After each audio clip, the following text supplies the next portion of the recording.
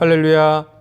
2025년 7월 30일 수요일 가정에서 함께 드리는 새벽 예배의 자리로 나오신 모든 동양선교교회 성도님들을 주님의 이름으로 환영하고 축복합니다. 이 시간 우리의 신앙을 함께 고백하며 예배의 자리로 나아갑니다.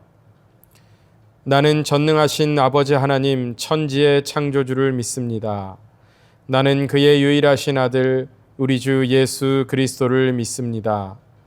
그는 성령으로 잉태되어 동정녀 마리아에게서 나시고 본디오 빌라도에게 고난을 받아 십자가에 못 박혀 죽으시고 장사된 지 사흘 만에 죽은 자 가운데서 다시 살아나셨으며 하늘에 오르시어 전능하신 아버지 하나님 우편에 앉아 계시다가 거기로부터 살아있는 자와 죽은 자를 심판하러 오십니다. 나는 성령을 믿으며 거룩한 공교회와 성도의 교제와 죄를 용서받는 것과 몸의 부활과 영생을 믿습니다. 아멘. 참 좋으신 하나님 아버지 감사합니다. 오늘도 저희들에게 호흡과 생명 허락하여 주시고 또 새로운 한날을 허락하여 주시니 감사드립니다. 오늘 하루도 오직 주님의 은혜 아래 거하는 삶이 되게 하여 주시고 이 하루의 첫 시간을 주님 앞에 드리며 이 예배의 자리에서 하루를 믿음으로 시작하오니 오늘도 우리 삶 가운데 펼치시는 하나님의 뜻을 온전히 헤아리는 귀하고 복된 하루의 삶 되게 하여 주옵소서. 오늘도 오직 우리의 얼굴이 주님께로만 향하기를 간절히 소원합니다. 이제 주님의 말씀 앞에 섭니다. 주님 친히 말씀하여 주시고 말씀 속에 담긴 하나님의 음성을 깨닫고 그 음성대로 살아가는 귀하고 복된 하루의 삶 되게 하여 주옵소서. 감사드리며 존귀하신 예수 그리스도의 이름으로 간절히 기도하옵나이다. 아멘. 오늘 우리에게 주시는 하나님의 말씀은 구약 성경 에스겔 10장 1절에서 8절까지의 말씀입니다. 구약 성경 에스겔 10장 1절에서 8절까지의 말씀, 하나님의 말씀을 제가 봉독합니다. 하나님의 말씀을 경청하십시오.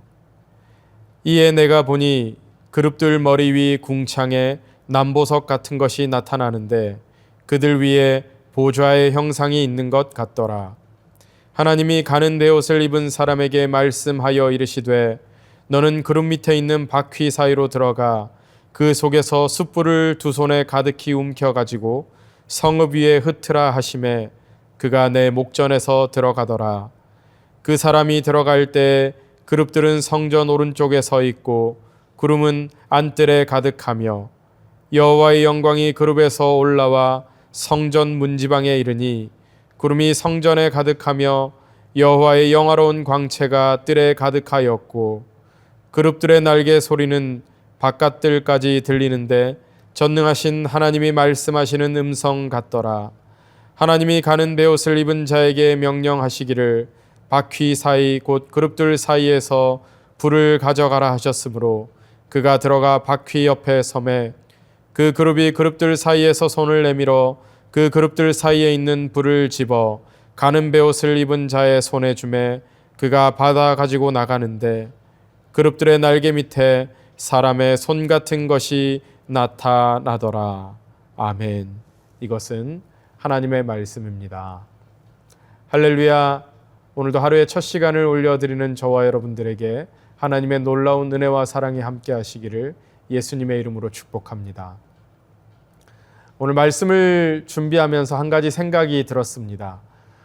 우리는 사람과의 관계 속에서 떠남을 예고하는 순간들을 참 많이 경험합니다. 그게 꼭 말로 하는 이별이 아니라 하더라도 조용히 변해가는 눈빛, 또 어색해진 분위기, 또 갑작스러운 거리감 같은 것으로 이 사람이 지금 마음이 멀어졌구나, 또 떠나려고 하는구나 하고 느끼게 되지요. 직장에서도 비슷한 일이 일어납니다. 어느 날 가장 성실하던 직원이 갑자기 말수가 줄어들고 또 일찍 퇴근하고 조용히 책상 서랍을 정리하기 시작합니다. 그러다 어느 날 책상 위에 조용히 사직서를 올려두지요. 교회나 소그룹 공동체에서도 마찬가지입니다. 항상 앞자리에 앉던 분이 어느 날부터 뒷자리에 앉기 시작하고 그 기도하던 손이 내려가고 눈빛에서 온기가 사라질 때 말은 없어도 우리는 알 수 있습니다. 지금 뭔가 이분이 우리 교회를 떠나려고 하고 계시는구나. 오늘 본문에도 그런 장면이 나옵니다. 하나님께서 당신의 집 예루살렘 성전을 조용히 그렇게 떠나시려는 모습이 나옵니다. 오늘 본문은 에스겔이 첫 번째 환상을 본 지 14개월이 지난 후에 받은 두 번째 환상입니다. 이 두 번째 환상은 에스겔 8장에서부터 시작되며 하나님께서 예루살렘 성전의 모습을 보여주십니다. 그래서 오늘 본문 1절을 보면 이 그룹들이 나오는데 에스겔 1장에 등장했던 네 생물과 동일한 존재로 하나님의 명령을 수행하며 세상을 감찰하는 천사적 존재라고 할 수 있습니다. 이들 머리 위에는 하나님의 보좌 형상이 있습니다. 1장에서 에스겔은 바벨론 그발 강가에서 이 환상을 보았죠. 그 환상은 하나님께서 이방 땅 바벨론에서도 여전히 왕이심을 보여주는 장면이었습니다. 그런데 오늘 본문은 이 하나님의 보좌가 성전에 임해 있는 환상으로 하나님께서 예루살렘 성전에서도 왕이심을 나타내는 것입니다. 즉 하나님은 온 세상의 왕이시며 동시에 성전과 교회의 왕이 되신다라는 겁니다. 하지만 오늘 본문은 하나님께서 그 성전을 떠나시려는 모습을 보여줍니다. 왜 하나님께서 당신의 성전을 떠나시려는 것일까요? 그 이유는 8장에 자세히 나와 있습니다. 8장을 보면 하나님께서 에스겔을 환상 가운데 이끌어 성전 안에 숨겨진 죄악들을 보여주십니다. 성전 북문에는 질투의 우상이 서 있었고 또 지도자들은 벽에 온갖 우상 그림을 그리고 향을 피우며 예배했고 여인들은 풍요의 신 담무스를 위해 애곡했으며 제사장들은 하나님을 등지고 태양을 향해 절했습니다. 즉 하나님께 예배해야 할 장소에서 하나님을 모욕하는 우상 숭배가 자행되고 있었던 것이지요. 하나님은 돌이나 나무처럼 무감각한 우상이 아닙니다. 감정이 있으신 인격적인 하나님이시지요. 사랑하시고 질투하시며 고통을 느끼시는 하나님. 그런 하나님께서 당신의 집 안에서 그 성전에서 배신당하고 계셨다라는 겁니다. 예를 들어 남편이 외출 후에 돌아와서 안방에 들어가 보니 집에 아내와 낯선 남자가 함께 뒹굴며 누워 있었고 아내가 우리 이제 함께 살기로 했어요 라고 말한다면 남편이 그 집에 머물 수가 있겠습니까? 하나님이 느끼신 심정이 바로 그런 것입니다. 하나님의 임재가 떠나는 이유는 단 하나, 하나님보다 더 사랑하는 무언가가 그 자리를 차지하고 있었기 때문입니다. 우리가 생각할 때 아니 어떻게 하나님께서 하나님의 성전을 떠나실 수 있나라고 생각하겠지만 오히려 우상 숭배를 하는 성전을 떠나시지 않는 것이 더 이상한 것이지요. 그래서 4절을 보면 하나님의 영광이 그룹, 즉 네 생물 위에 올라가 있습니다. 1장과 오늘 본문에 보면 이 그룹들은 어디를 갈 수 있는 바퀴를 가지고 있습니다. 그래서 마치 하나님께서 차를 타시듯이 이 바퀴가 달린 네 생물 위에 올라가셔서 성전의 문지방에 이르십니다.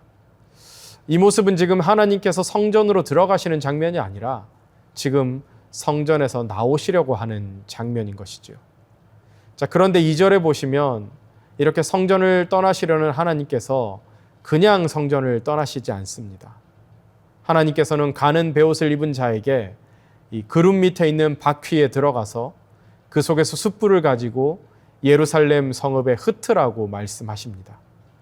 숯불을 흩는다라는 것은 심판하시겠다라는 것을 나타내는 겁니다.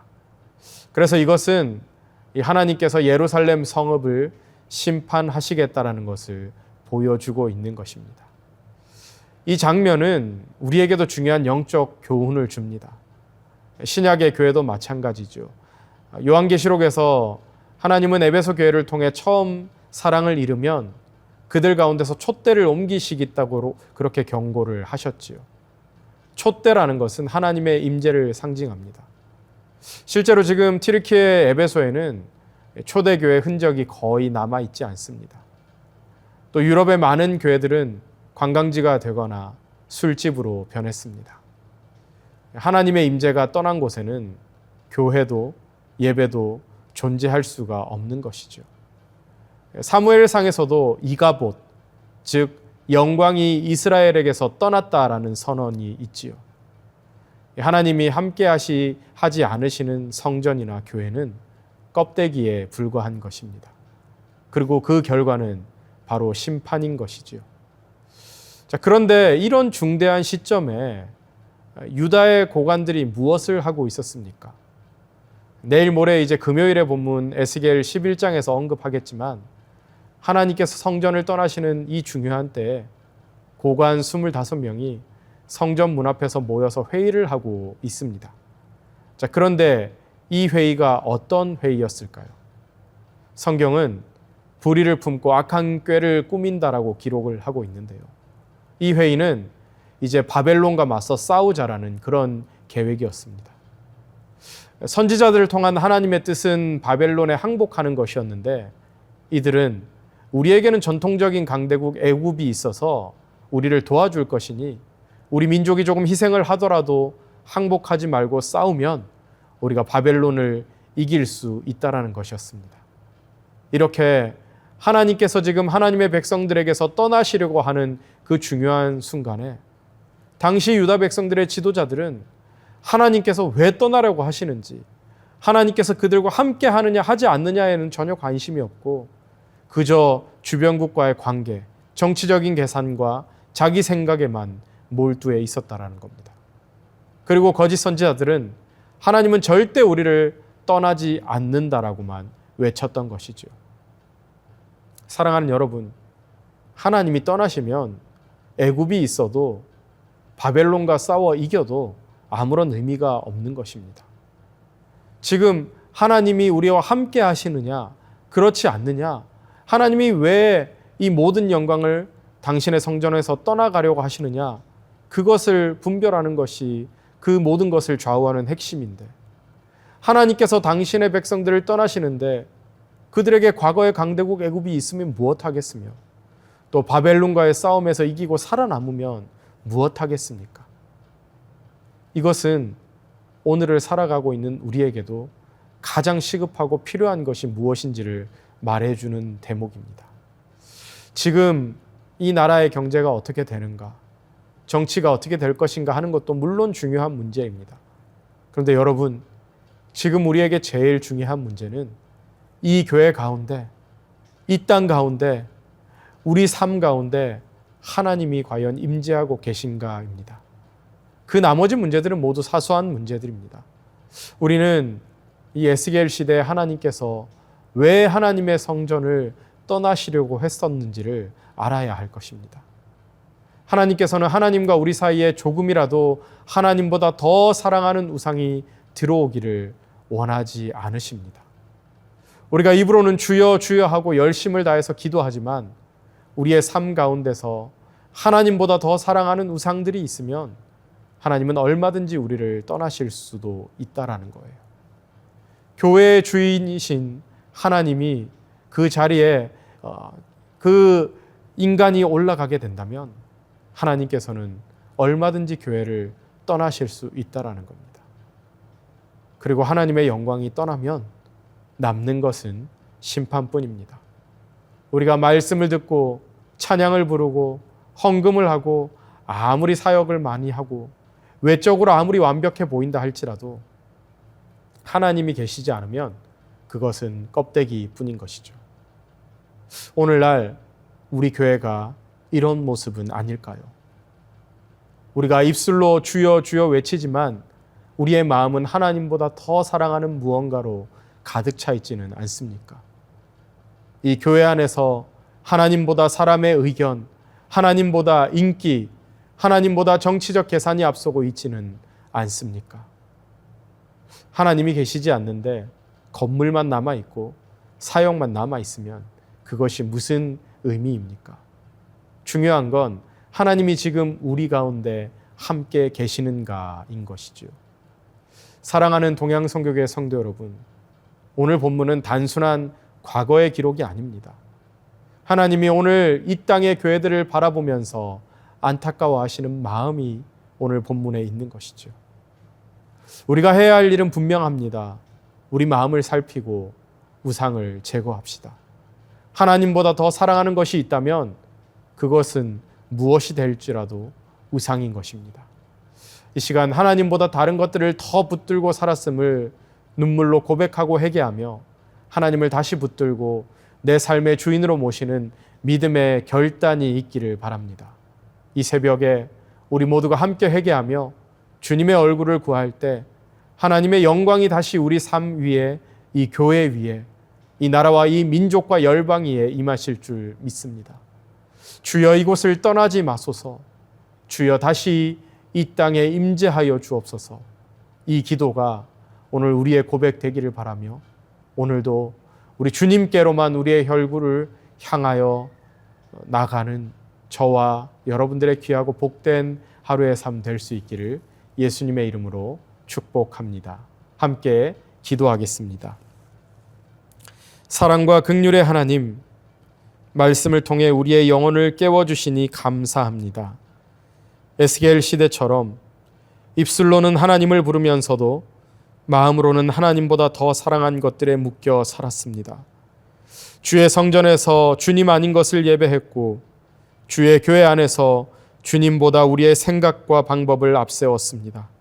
이 시간 말씀 앞에 엎드립니다. 주여 우리를 떠나지 마시고 우리의 모든 회개를 받아 주옵소서. 우상을 제거하게 하시고 형식뿐인 신앙에서 돌이키게 하시며 하나님이 계시지 않은 예배와 사역에서 돌이키게 하여 주옵소서. 다시 한번 우리의 삶과 이 땅의 모든 교회와 온 세계 열방 위에 하나님의 임재와 영광이 가득 넘치게 하여 주옵소서. 감사드리며 살아계신 예수님의 이름으로 기도하옵나이다. 아멘. 이제 개인 기도의 시간입니다. 계속해서 개인 기도의 자리로 나아가시기 바랍니다.